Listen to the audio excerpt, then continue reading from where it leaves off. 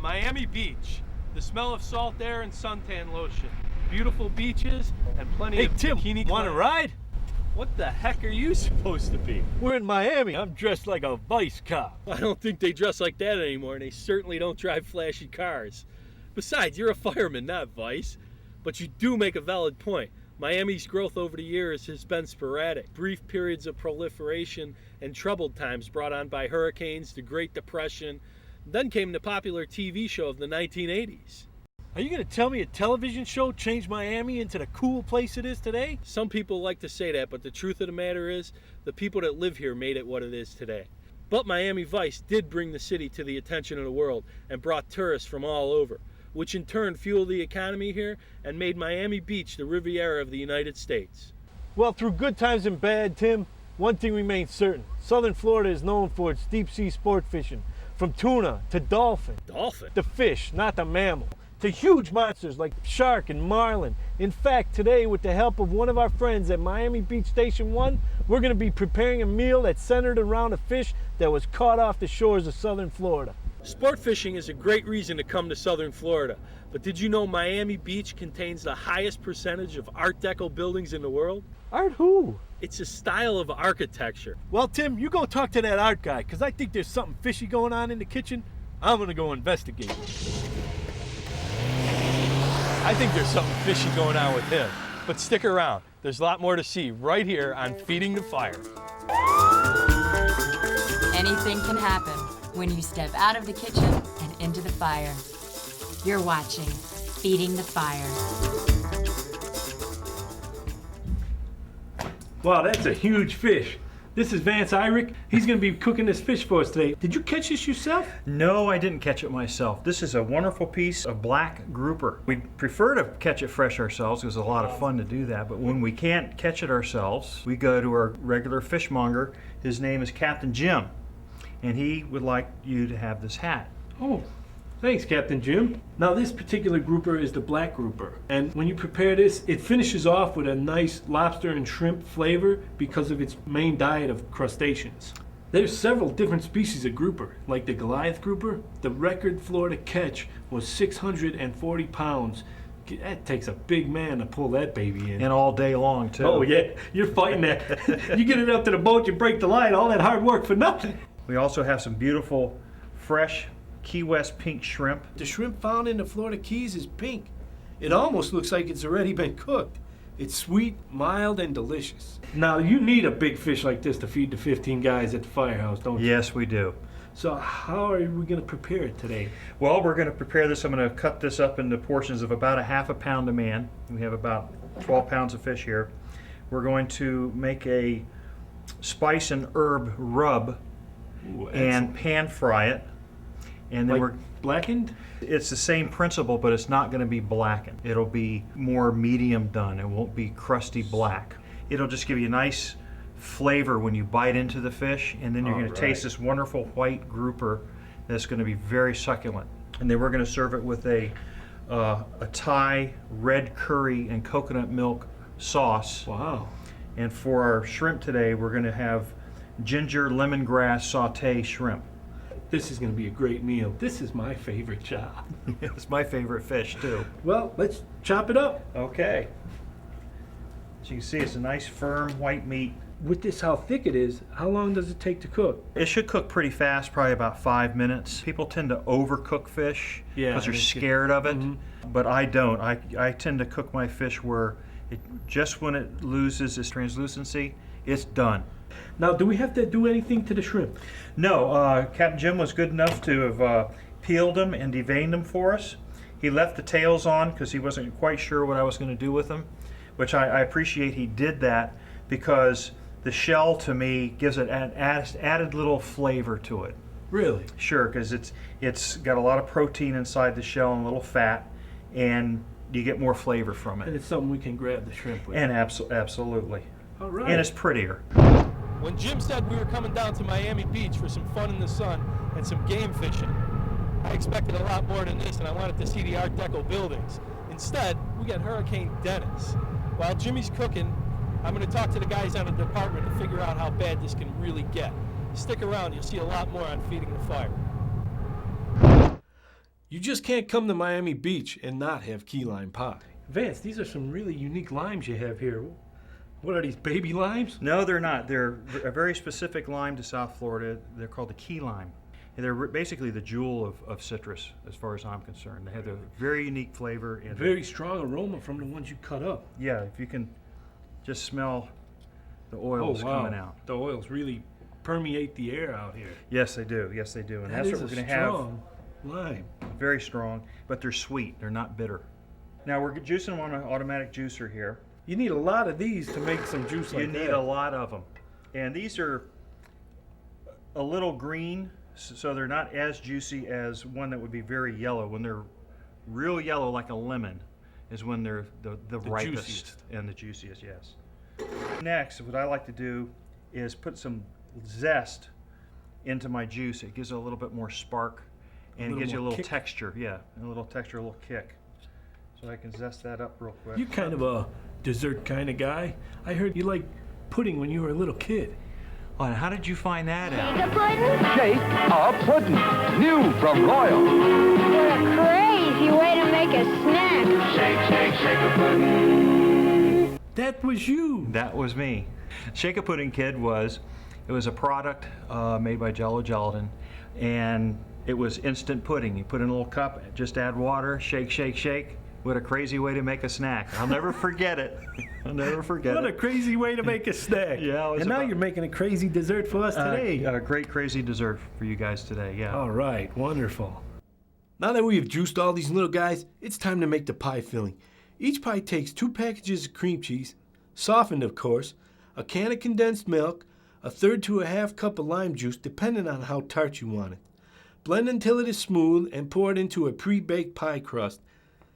These will have to chill in the fridge for a while, which is fine, because we still have a lot of work to do if we're going to finish our herb-encrusted grouper with coconut curry sauce, ginger lemongrass sautéed shrimp, roast garlic mashed potatoes, and have it ready for a crew of 15 by dinner time.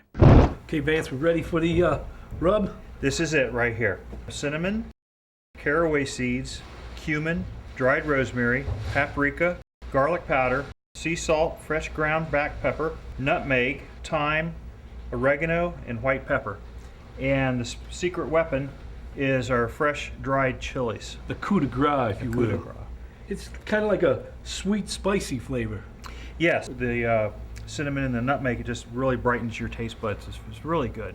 We're going by feel here. We put all our ingredients into a blender. Like most Firehouse cooks I've met, Vance doesn't use precise measurements. Touch of this, handful of that. He just lets his taste buds determine how much should be added. Take a pinch. Oh, yeah. I can't wait to eat this fish. How's the texture? Perfect. Doesn't need anything else. Not at all. Oh, I got a little bit of that pepper in there too. Mm-hmm. That's gonna be nice. The nutmeg and the cinnamon gives it a sweet flavor that comes back around again. Like a Thanksgiving pumpkin pie. Oh yeah, but we're having it with grouper. We need more chili to add just a touch of heat because we're going to serve our grouper with a curry sauce. Nah, 2 more. 2 more. The swirling spice reminds me that we're here during Hurricane Dennis. And I think Timmy's been talking to one of the guys about hurricane awareness. So why don't we go and see what he's found out? Well, be prepared. We all have hurricane kits. We all have our water and canned foods and dry goods just in case you're going to lose power for a few days. Many people now have shutters. In fact, it's a requirement on new homes. Really? Generators. And a lot of people, again, just board up and leave if they can, if they pay attention and get an early leave. What kind of things do you have in the kits that would you recommend? Any medicines, important papers, Okay. lots of water. We recommend, I think, 2 gallons a day per person if you can get that much in your supply cabinet. Any dried goods, carbohydrate bars, or dried fruits, anything that'll keep and you can have easy access to. Right. Good flashlight, good radio with batteries. Certainly, because you won't even be able to make a call. Yeah. You're going to be on your own for a little bit. I'll sprinkle. You flip. Do we have to rub it in a little? Yeah, you can rub it in a little. Absolutely. Hence the name rub. Yeah. Let's put a little more on, and we're done. Yeah. Yeah. There you go. All right. All right. Let's head on Let's over. do it.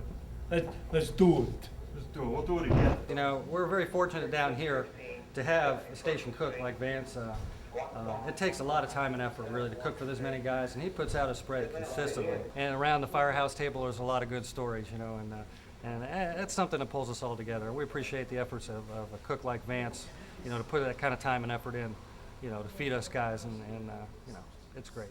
We're enjoying it. Vance mixes a couple cans of coconut milk with a couple packages of red Thai curry paste to make the sauce for our grouper. Red Thai curry. It's very spicy. It's a wonderful aromatic flavor and a beautiful color.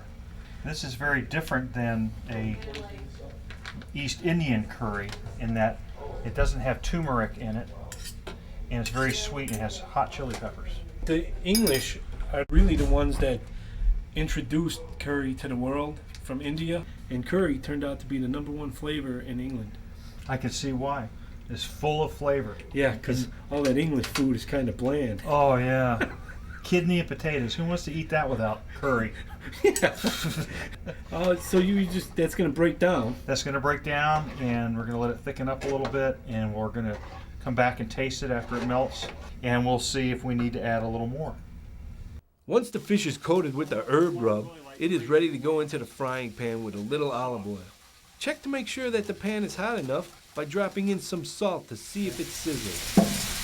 That olive oil helps too, like a good olive oil will enhance the flavor of the fish and the spices. Yes, if you like olive oil, you want to use the best olive oil you can get. Oh, of course, of course. If it's too strong for you, don't get the extra virgin. Get a 4th or 5th press lighter olive oil.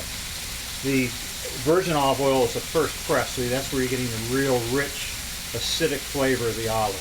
This aroma coming off of this fish is incredible. It's like the oils in the fish are adding to the spices.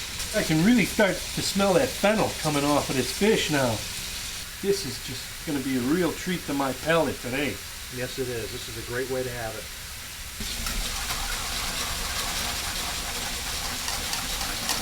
Little cornstarch to thicken it up a little bit. You don't want it really like gravy. I want it like a thin sauce. Why don't you give her a taste? Sure. Oh, that's incredible. God. Not too hot, or is it hot enough? It's hot enough. Believe me, it's hot enough. Too hot? No, not too hot. It'll mellow out in a few minutes. Well, it's hot enough. The curry really gives it a kick going down. But the coconut milk makes it kind of taste like a pina colada. That's right. Not that firemen like to drink or anything. No, not this one especially. Not at this fire station. No. Oh, this is going to be very good. Being a firefighter on South Beach is definitely a new experience every day. You know, we deal with different diverse people and cultures every day. You know, it's a hot tourist location, so different people, different calls. It's definitely an exciting job to be working here. We boiled some potatoes for our dinner, which we're going to whip up with some sour cream and chives. But Vance likes to keep the heroes of his house happy, so he adds a little something extra to the mashers. Roasting garlic couldn't be easier. Just peel the cloves, add them to a skillet or an oven-safe pan, drizzle a little olive oil over them, and bake them at 425 degrees until they're golden brown. All right, here we go. All right, Vance. So, these are Yukon Gold potatoes. I like the texture of them. They're a little They're better. not Idaho potatoes. No, these are Yukon Golds. They're a little waxier, a little creamier. All right. Well, Idaho's they can make it's a little more fluffy mashed potato. Yes. But tonight they have a nicer flavor. These have a nicer, richer flavor. Some salt 24 there. ounces of sour cream. We're not holding back. No way, Jack. Okay. Throw some pepper in there, Jimmy. All right. That was beautiful. That was beautiful. Little milk. Hey, we like it spicy at the Firehouse. That's right. What can I say? This whole meal is going to be burning. Okay, green onion. Now Look at that masher. Don't forget the garlic.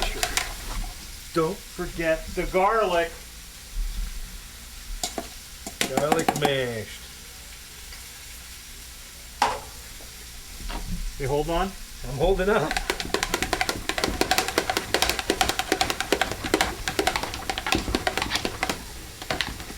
Hold her, Newt. She's reared and headed for the rhubarb.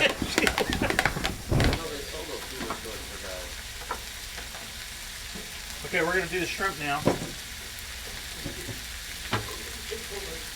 What was the first stuff you put in?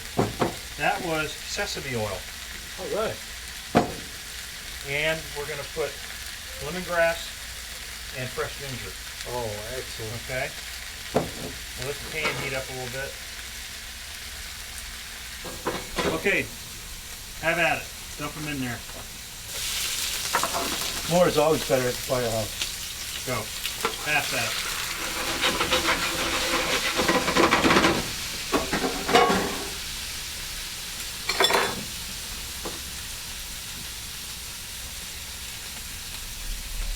You think a big piece of ginger like that will be overpowering when you bite into it?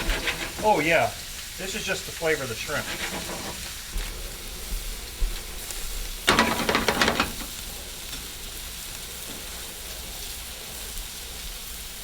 We're real close.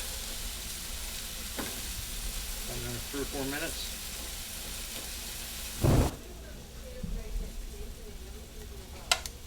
Okay. Okay.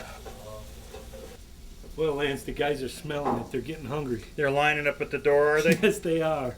And now for the sauce. Pull her a little closer so I don't drip it. I want it on the side a little bit here. Yeah, Is this strong? some guys might not like it so strong.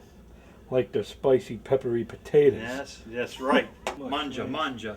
Ah, manja, manja. Eat. You don't have to tell me twice. Go eat. Another firehouse, another successful meal for America's heroes. Vance really made a delicious meal out of some locally caught grouper and regional shrimp. And after dinner, we get the answer to an age-old question. How many firefighters does it take to fix a leaky sink?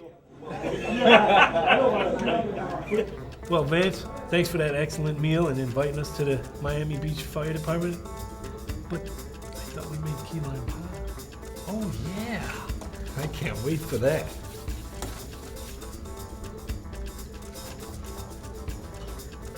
Hey, it's gone. What? Hey! Timmy.